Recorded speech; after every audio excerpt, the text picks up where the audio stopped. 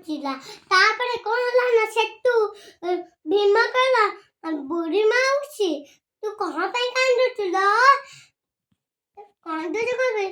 ମୋର ଗୋଟେ ବୋଲି ପୁଅ ଆଜି ତାର ପାଳି ଯାଇଛି, ସେ ପିଠା ନେଇଯିବ, ପିଠା ସାଙ୍ଗରେ ପିଠା ଖାଇଦବ, ମୋ ପୁଅ କେବେ ଖାଇଦବ। ତାପରେ ସେଠୁ ଶୁଣି ବୁଢ଼ୀ ମାଉସୀ ତୁ କାନ୍ଦେ ନା, ତୁ ପିଠା କର, ତୋ ପୁଅ ଘରେ ରହିବ, ମୁଁ ନେଇକି ପିଠା ଦେବି।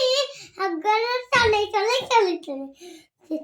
ପିଠା କଲା ବୁଢ଼ୀ ମାଉସୀ, ଇଏ ଥୋଇଲା, ସବୁ ପିଠା ଥୋଇଥିଲା।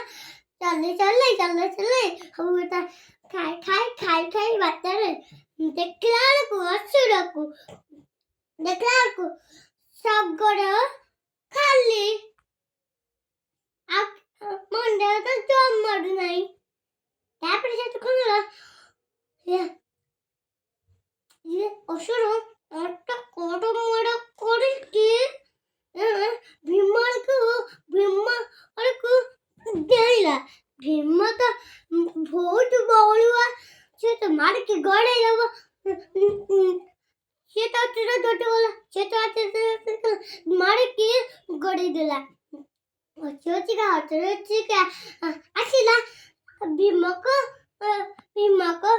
ଆସିଲାନି। ହଚିକା ସେଠି ଲୋକ ମାନେ କହିଲେ ଭୀମ ଅଚିର তোকে ମାରି ପାରିବନି, ସେ ମାରିପାରିବନି।